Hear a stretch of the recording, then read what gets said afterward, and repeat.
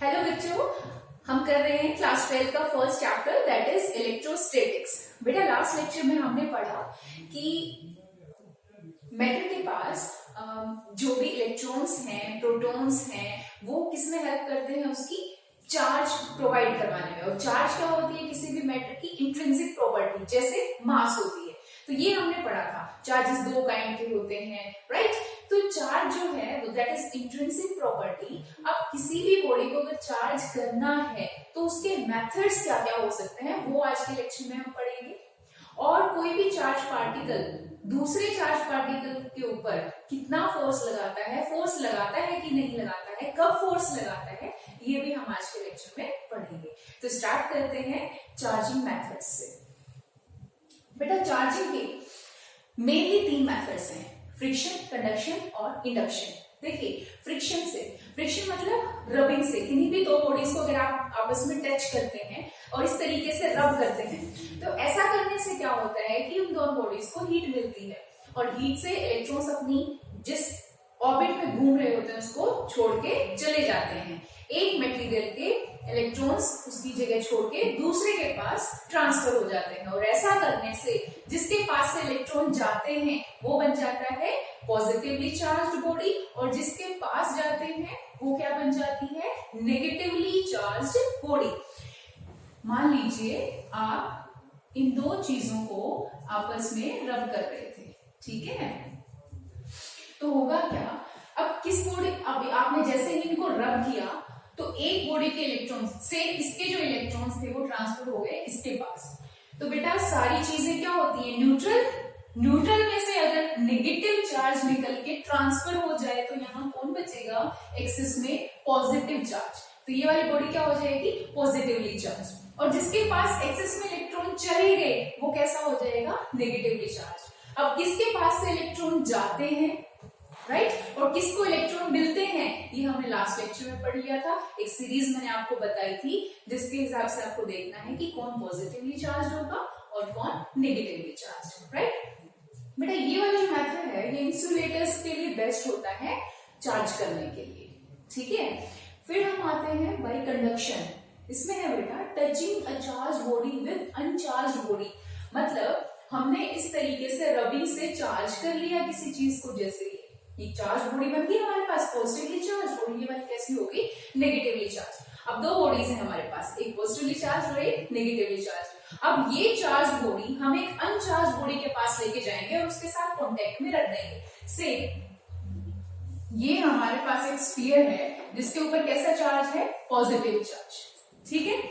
फिर हमने क्या किया? इसको एक दूसरे स्फीयर के कांटेक्ट में रख दिया जो अनचार्ज यानी न्यूट्रल है। तो होगा क्या कि ये जो पॉजिटिव चार्ज है ये ट्रांसफर हो जाएंगे किसके ऊपर? इसके ऊपर। कब होगा ऐसा?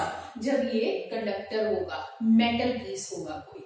तो ये पॉजिटिव चार्ज जो है अब अपना एरिया सिर्फ इतना ना समझ के पूरे इन दोनों के ऊपर क्या हो जाएगा? स्प्रेड हो जाएगा और यहां पर भी क्या आ जाएगा? Positive charge, right? और अगर नेगेटिवली चार्ज बॉडी है, अगर हमारे पास क्या है? नेगेटिवली चार्ज बॉडी है और फिर हम उसको किसके कांटेक्ट में रखते हैं? एक अनचार्ज बॉडी के कांटेक्ट में रख दें तो यहां पर कौन सा चार्ज डिस्ट्रीब्यूशन में आ जाएगा? Negative charge. तो यहां से देखिए जब भी हम कंडक्शन के थ्रू किसी अनचार्ज बॉडी को चार्ज करते हैं तो सेम जो चार्ज है वो अनचार्ज बॉडी पे डेवलप हो जाता है, बिकॉज वहां पे क्या होता है? सिर्फ चार्ज का कंडक्शन। तीसरा है बेटा बाय इंडक्शन। इंडक्शन में क्या करते हैं कि हम एक चार्ज बॉडी को दूसरी अनचार्ज बॉडी के पास ले जाके रख देते हैं। मतलब उसको टच नहीं करवाना, जस्ट उसके पास नियर ले जाके रख देते हैं, ठीक है? चलो एक एग्जांपल देखते हैं। उससे क्या होगा? हमारे पास ये दो स्फीयर हैं ए और बी और हमने क्या किया? एक बैलून जो कि नेगेटिवली चार्ज था वो इस स्फीयर के पास लेके आए, ए स्फीयर के पास लेके आए, राइट? ए स्फीयर के पास लेके आने से अब देखो बैलून कैसा है? Negatively charge. नेगेटिव मतलब इलेक्ट्रॉन्स ज्यादा है तो ये नेगेटिव चार्ज इस ए का क्या अट्रैक्ट करेगा, पॉजिटिव। क्या अट्रैक्ट करेगा, पॉजिटिव। तो जितना भी इसमें जो इलेक्ट्रॉन्स इसके पास होंगे उन पे कैसे फोर्स लगाएगा, रिपल्सिव फोर्स। तो रिपल्सिव फोर्स की वजह से यहां पे क्या इकट्ठे हो जाएंगे, पॉजिटिव, और यहां क्या इकट्ठे हो जाएंगे, नेगेटिव। समझ रहे हैं? अब क्योंकि ये इसके कांटेक्ट में है तो ये नेगेटिव जो है वो ट्रांसफर हो जाएगा इसके ऊपर। कहां ट्रांसफर हो जाएगा, इसके ऊपर, क्योंकि तो कांटेक्ट में है। तो यहां पर क्या आ जाएगा हमारे पास, नेगेटिव, राइट। तो इस नेगेटिव बैलून की वजह से इसने पॉजिटिव को अट्रैक्ट किया और नेगेटिव इलेक्ट्रॉन्स को रिपल्शन से इस तरफ भेज दिया। अब बेटा हमने इन दोनों स्फीयर्स को सेपरेट कर दिया। सेपरेट करने से क्या होगा, ये जो पॉजिटिव चार्ज था ये पूरे स्फीयर पे रीडिस्ट्रीब्यूट हो जाएगा और ये जो नेगेटिव चार्ज था ये इस स्फीयर पे रीडिस्ट्रीब्यूट हो जाएगा। देखा?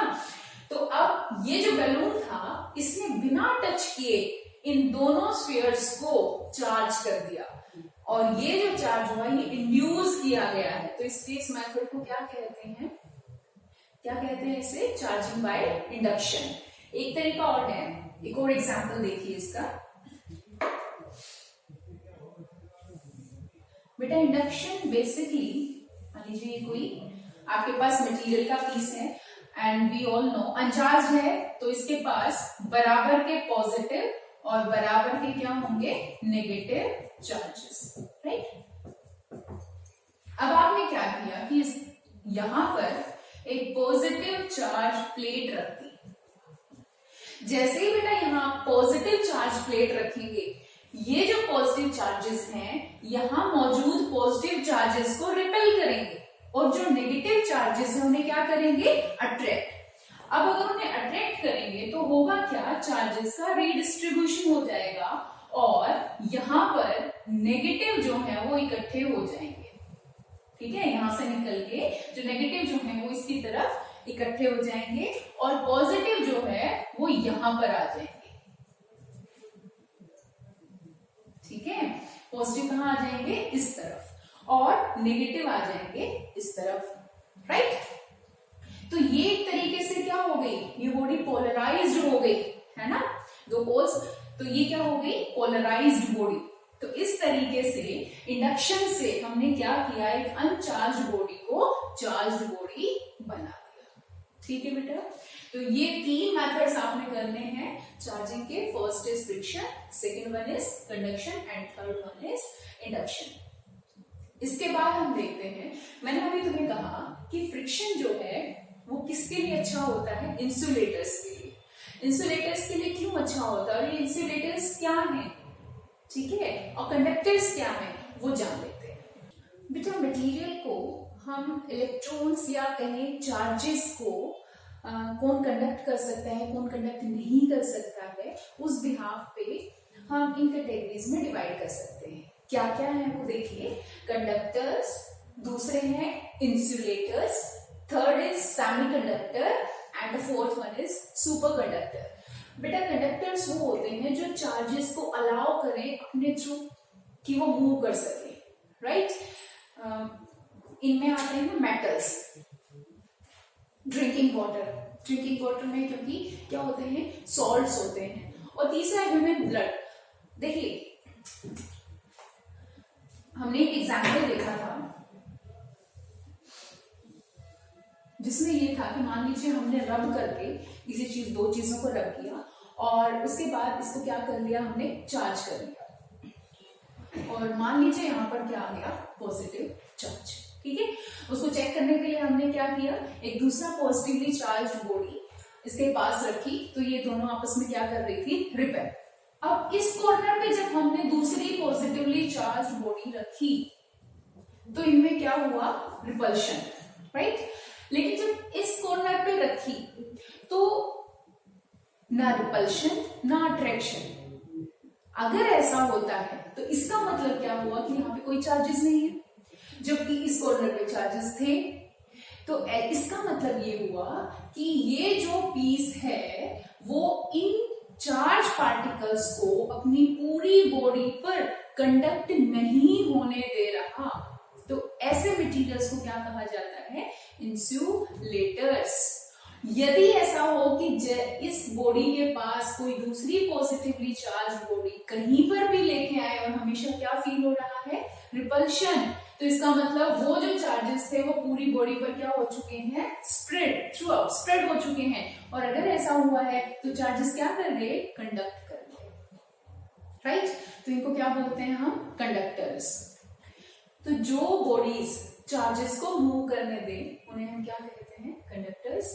And if the body does not allow charges to move उन्हें क्या कहेंगे? इंसुलेटर्स। इसके एग्जांपल्स में क्या आ जाएंगे? नॉन मेटल्स है, प्लास्टिक है, एबोनाइट, चीनी की बहुत सारी चीजें देखी हैं। प्योर वाटर, ओके, यहाँ मैंने लिखा ड्रिंकिंग वाटर, यहाँ लिखा pure water because drinking water में बहुत सारे मिनरल सॉल्ट से सब होते हैं।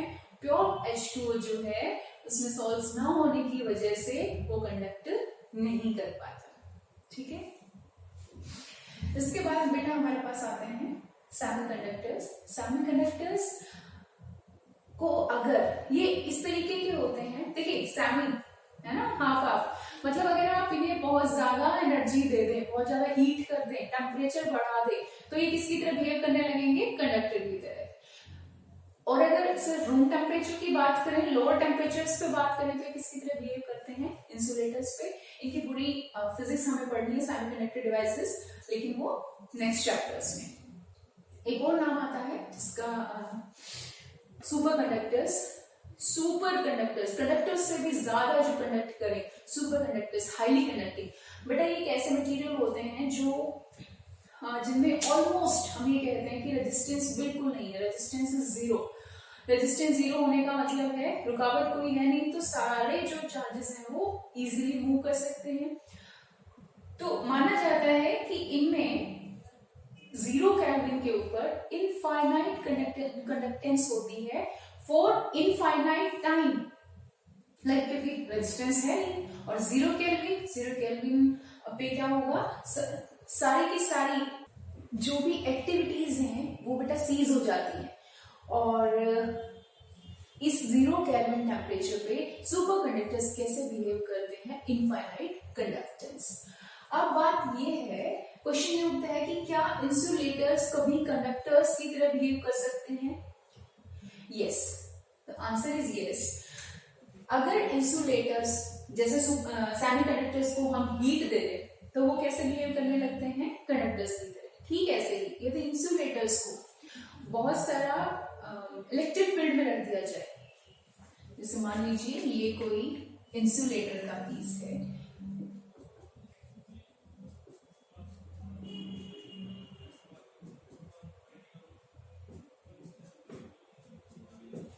राइट। अब आपने क्या किया, यहां पर पॉजिटिव चार्ज प्लेट रख दी। ये पॉजिटिव चार्ज क्या करेगा?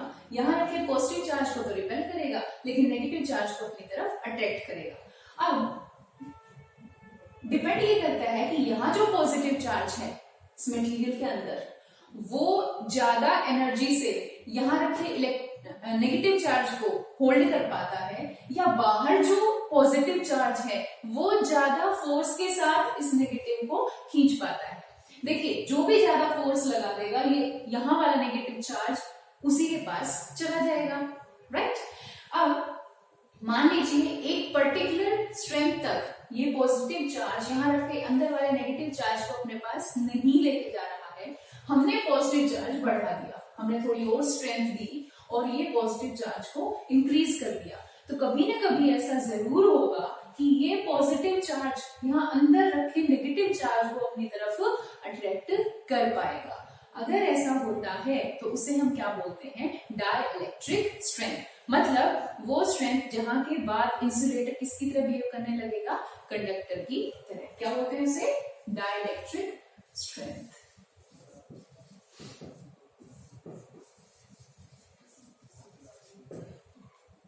तो डाइइलेक्ट्रिक स्ट्रेंथ क्या है?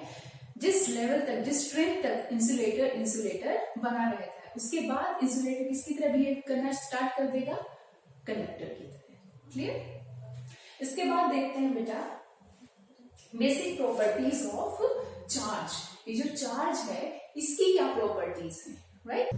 बेटा चार्जेस की बेसिक प्रॉपर्टीज में हम सबसे पहले पढ़ते हैं एडिटिविटी। ये कहता है कि charges can be added by simple rule of algebra. देखिए दो तरीके के एडिशन होते हैं, एक अलजेब्रिक एडिशन और दूसरा है अरिथमेटिक एडिशन।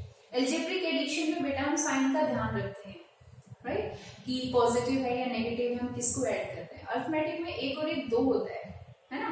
चार्जेस के केस में क्या है कि अगर एक पॉजिटिव चार्ज और एक नेगेटिव चार्ज आपस में मिलेंगे तो फिर क्या हो जाएगी वो चीज, न्यूट्रल। तो सम कितना आएगा, 0। तो साइन का ध्यान रखना है। एक और एक चार्ज मिलके दो चार्ज होगा ऐसा नहीं है। अगर चार्ज पॉजिटिव है और दूसरा नेगेटिव है तो टोटल चार्ज कितना हो जाएगा, 0। तो सम कैसा होगा, अलजेब्रिक। उसके बाद है क्वांटाइजेशन ऑफ चार्जेस। दूसरा रूल है क्वांटाइजेशन। क्वांटाइजेशन का मतलब क्या है यहाँ पर कि इलेक्ट्रिक चार्ज जो है, अब ऐसा नहीं है कि किसी भी बॉडी को कितना भी चार्ज आप देना चाहें उतना दे सकते हैं, नहीं, क्योंकि चार्ज जो है वो ट्रांसफर कैसे होता है, इलेक्ट्रॉन्स ट्रांसफर होते हैं। आप चाहे रबिंग करें, कंडक्शन करें, इंडक्शन करें, whatever the method is, charges जो ट्रांसफर होते हैं वो किसकी फॉर्म में होते हैं, इलेक्ट्रॉन की फॉर्म में। तो इसका मतलब क्या हुआ कि इलेक्ट्रॉन जब आप एक बॉडी से दूसरी बॉडी को दे रहे हो, बहुत सारे इलेक्ट्रॉन्स दे रहे हो, तो चार्जेस किसकी फॉर्म में जा रहे हैं, इलेक्ट्रॉन के इंटीग्रल मल्टीपल की फॉर्म में। आप ऐसा नहीं कर सकते कि आपने आधा इलेक्ट्रॉन चार्ज दे दिया या 0.1 electron charge, no no, it's not possible. हमको इंटीग्रल मल्टीपल में, क्योंकि इलेक्ट्रॉन जो है वो बहुत छोटी इकाई है, तो उसके मल्टीपल के फॉर्म में ही आप क्या कर सकते हैं, चार्जेस प्रोवाइड करवा सकते हैं। तो electric charge in body is not a continuous quantity but it is integral multiple of charges. मतलब ये रैंप की तरह नहीं है, सीढ़ी की तरह है ना। आप एक electron charge, 2 electron charge, 100 electron charge, इस फॉर्म में आप किसी भी बॉडी को चार्जेस दे सकते हैं। क्लियर है? इसके बाद है बेटा कि कंजर्वेशन ऑफ चार्ज। देखिए कंजर्वेशन ऑफ चार्ज, हमने कंजर्वेशन ऑफ एनर्जी पढ़ा है ना। जैसे एनर्जी में हमने पढ़ा कि एनर्जी कांट बी क्रिएटेड और ना ही उसे हम डिस्ट्रॉय कर सकते हैं, right, neither be created nor be destroyed. हम सिर्फ एक फॉर्म से दूसरी फॉर्म में जा सकते हैं। सेम हमने ये पढ़ा कि मास जो है वो क्रिएट नहीं किया जा सकता, मास और एनर्जी जो है वो आपस में इंटरलिंक्ड है ना। एनर्जी मास में कन्वर्ट हो सकती है, मास जो है वो एनर्जी में कन्वर्ट हो सकता है। ठीक ऐसे ही चार्ज भी मैटर की इंट्रिंसिक प्रॉपर्टी है। जैसे मास है, ठीक ऐसे ही चार्ज भी इंट्रिंसिक प्रॉपर्टी है। तो चार्ज भी क्या रहेगा, हमेशा कंजर्व। एवरीथिंग अगर जो पहले न्यूट्रल है वो किस में रहेगी, न्यूट्रल ही रहेगी। हाँ, चार्जेस हम एक बॉडी से दूसरी बॉडी पे ट्रांसफर कर सकते हैं, लेकिन चार्जेस क्रिएट नहीं किए जा सकते, ना ही डिस्ट्रॉय किए जा सकते हैं, राइट। आइसोलेट चार्जेस है ना, isolated charges can neither be produced nor be destroyed. फिर हमने देखा कि एटम बॉम्ब जब बने तो हम क्या कर रहे हैं कि यूरेनियम है या जो भी हमारे पास एटम्स हैं उनसे हम 2 छोटे एटम्स बना देते हैं। तो ऐसे केस में बेटा मैटर का तो समझ आता है कि जो हैवी मास है वो टूटकर छोटे मासेस में कन्वर्ट हो गया और बहुत सारी एनर्जी निकल गई। तो ऐसे में चार्जेस का क्या होगा, या जब 2 पेयर प्रोडक्शन होता है, जब 2 चीजें आपस में मिलती हैं, है ना, तो उस टाइम मास जो है वो इकट्ठा हो गया, कुछ एनर्जी जो थी वो कन्वर्ट हो गई मासेस में, तो चार्जेस का क्या हुआ। तो ऐसे केस के लिए साइंटिस्ट ने बताया कि जब भी चार्जेस टूटते हैं इन द सेंस कि जैसे मान लीजिए हमारे पास गामा रेज है, एनर्जी जो है वो कन्वर्ट होती है किसमें, मैटर में। तो ऐसे केस में जब चार्जेस भी जो हैं वो 2 ही बनेंगे, पेयर में बनेंगे। ऐसा नहीं हो सकता कि खाली एक इलेक्ट्रॉन बन जाए, नहीं, पेयर में बनते हैं। और इसका पेयर हमने क्या निकाला, पॉजिट्रॉन। क्या निकाला बेटा, पॉजिट्रॉन। पॉजिट्रॉन क्या है, पॉजिट्रॉन इलेक्ट्रॉन के जैसे ही एक पॉजिटिवली चार्ज्ड पार्टिकल है। जैसे इलेक्ट्रॉन पे क्या चार्ज होता है, नेगेटिव, ऐसे पॉजिट्रॉन पे कैसा चार्ज होता है, पॉजिटिव, राइट। तो पेयर प्रोडक्शन किसे कहते हैं कि जब गामा रेज जो है जब वो कन्वर्ट होंगी किस में, मीटर में, तो बेटा दोनों चार्जेस बनेंगे, इलेक्ट्रॉन भी मतलब हमारे पास क्या रहेगा, बैलेंस रहेगा। आइसोलेट चार्जेस कभी क्रिएट नहीं किए जा सकते, न्यूट्रल चीज न्यूट्रल ही रहेगी। और अगर इलेक्ट्रॉन और पॉजिट्रॉन आपस में एनिलेट करते हैं तो वो किसमें कन्वर्ट हो जाएंगे, गामा रेज में। ये दोनों जो एनिलेशन पेयर प्रोडक्शन है हम पढ़ेंगे नेक्स्ट चैप्टर्स में, न्यूक्लियर फिजिक्स में। अभी हमें क्या ध्यान रखना है कि charges can neither be created nor be destroyed. Charge जो है वो इंट्रिंसिक प्रॉपर्टी है, राइट, उसे ट्रांसफरेबल है। अब बात ये आती है बेटा यहाँ पर कि इलेक्ट्रॉन के फॉर्म में अगर हमें चार्ज ट्रांसफर करने हैं तो हमें पता होना चाहिए कि इलेक्ट्रॉन के ऊपर चार्ज कितना होता है। ये हम पढ़ चुके हैं लोअर क्लासेस में, 1.6 इंटू 10⁻⁻⁹ कूलम। दूसरी बात, आप ये पूछ सकते हैं कि मैम क्या इलेक्ट्रॉन से छोटा कुछ नहीं होता? जैसे हमने एटम के अंदर ढूंढ लिया मॉलिक्यूल से छोटा है, मॉलिक्यूल हम कहते हैं कि एटम से मिलके बने हैं। एटम के अंदर हमने ढूंढ लिया कि न्यूक्लियस है, इलेक्ट्रॉन्स बाहर चक्कर काट रहे हैं, न्यूक्लियस के अंदर प्रोटॉन है, न्यूट्रॉन है। तो बेटा यस, पार्टिकल फिजिक्स में ढूंढी है एक नई चीज जिसे हम कहते हैं क्वार्क्स, राइट।